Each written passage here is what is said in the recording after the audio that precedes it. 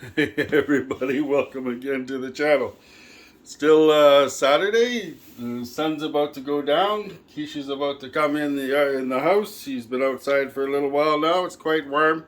Not quite freezing. Well, it is freezing, but it's not deep freezing. Anyhow, so out I went today with the Nikon F photonic viewfinder. It's the I've personally dialed in the metering on this, if you remember from other videos. 1964 Nikkor H Auto 300 millimeter 4.5 lens, and out we went and we did some extreme street photography. I call it extreme street photography because normally people are running around with 28s or 35s or 50s, and sometimes now you hear people are getting into the 85s. But really, I like long reach for when I'm out doing street photography. It's long reach, good zooms. You know, there's a call for these shorter lenses and stuff like that. There's a reason for them, but the thing is I've been watching a lot of videos on YouTube. I watch a lot of videos on YouTube, and hopefully everybody else is supporting the YouTube community that's watching my videos. Everybody's street photography is beginning to look the same.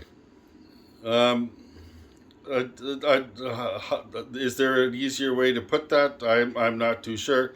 And it's because everybody's tutorials are the same. All the influencers are trying to get you to use the same lenses. Nobody's switching it up a bit. And this is where you get into these ruts where you're really not enjoying your photography anymore, especially street photography, and you're living in a small town like I do, and you just, sooner or later you just give up. Well, the reason is because you're not doing stuff like this, right? I'm not telling you to run out and buy something like this, but here's how this works.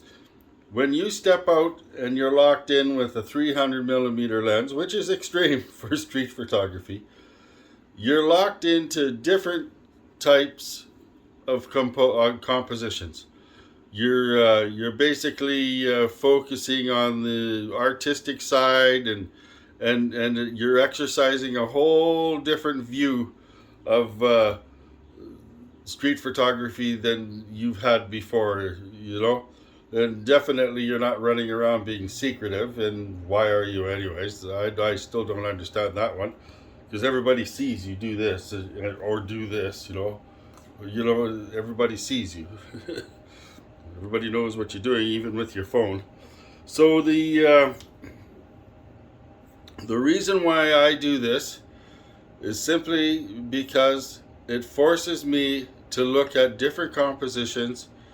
It forces me to look at the areas that I do street photography in, to see different compositions, different things, and it exercises my mind for different millimeters of reach instead of just the same thing. Zooms are fantastic, but zooms make you lazy. I love zooms, but they make you lazy too. So, here's a secret. When you're out with something like this and you start getting frustrated because you have to be 10, 13 feet away to get focus on a composition you wanted to get closer, and you start realizing, well, you know what just happened? I just finished getting frustrated about this composition. I found a composition that would work within that structure or whatever, but now I know a new composition I haven't seen before, and I can come back with the proper lens and get that. So you've just inspired yourself because you stepped out the door with something different and forced yourself to do something different. Please, everybody, do something different.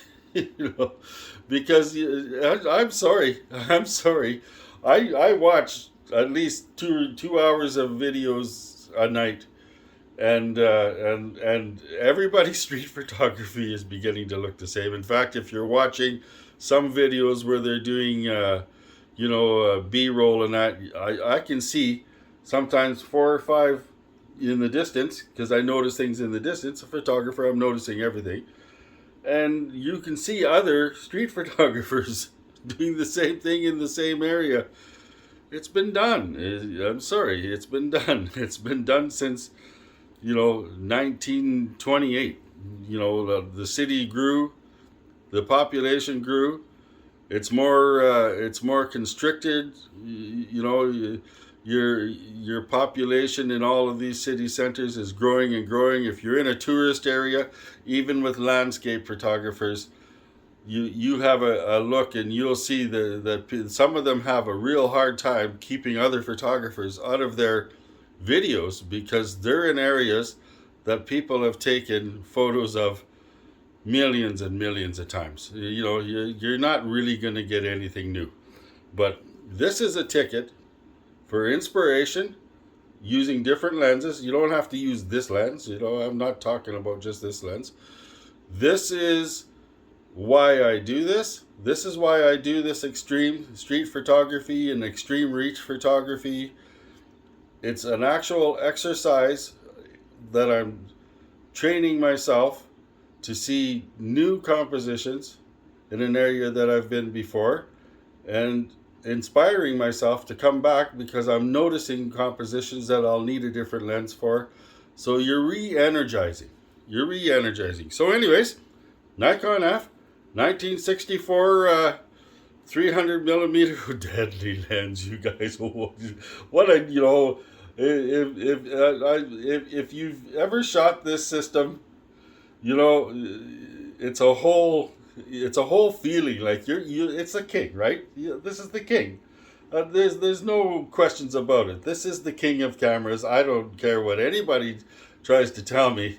My point of view on the Nikon F, king of cameras.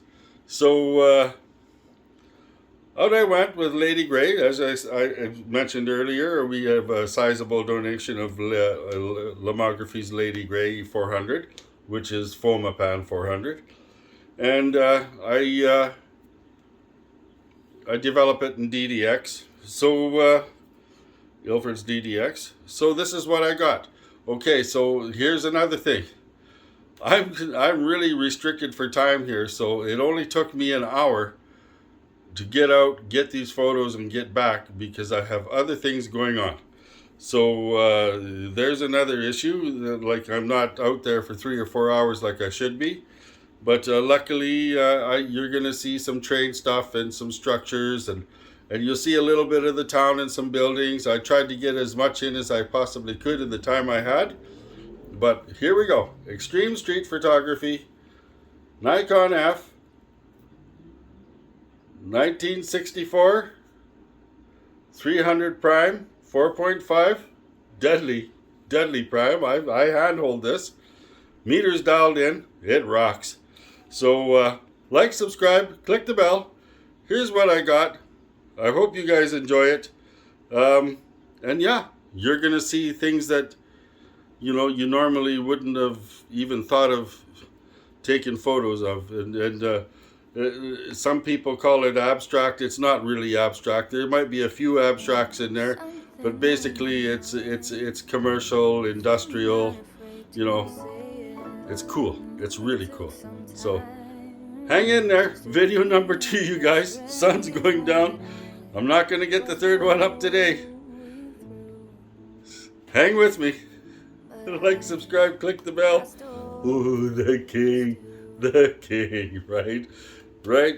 The fear of being last, like everybody knows when you don't. If every feeling passed, then why am I still stuck with this one? I should see it through and change my point of view. But try to catch it when the moment's over.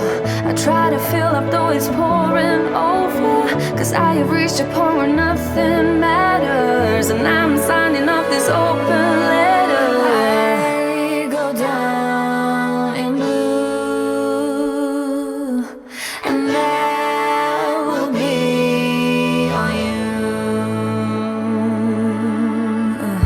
Now what is going on? Are right here reflected, but still you get it wrong. Cause you heard everyone's but my perspective. I have been there too,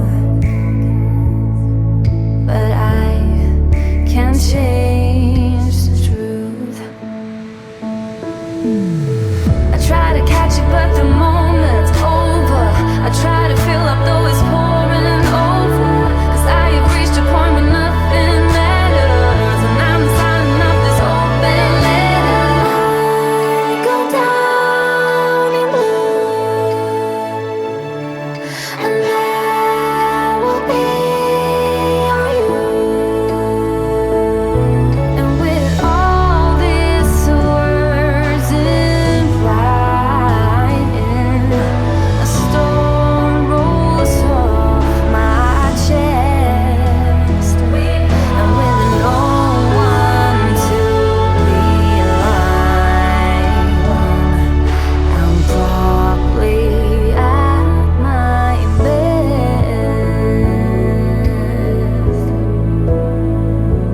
Whether it comes from that, whether it comes from me, whether it comes from that, whether it comes from me, whether it comes from that, whether it comes from me, whether it comes.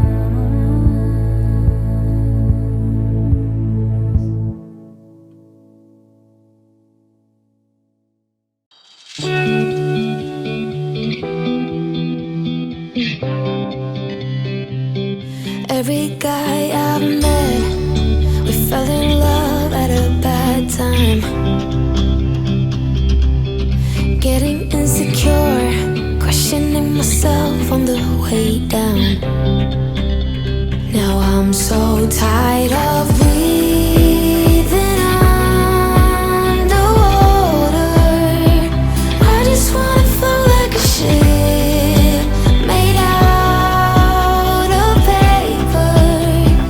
Right now I need to take care of myself, comfort in myself, like a roller coaster. One week I am up, next one I'll be down.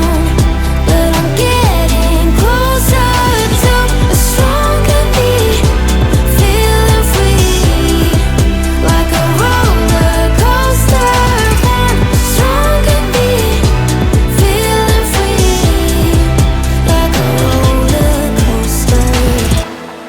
Grandpa used to ask why I'm single with such a pretty face.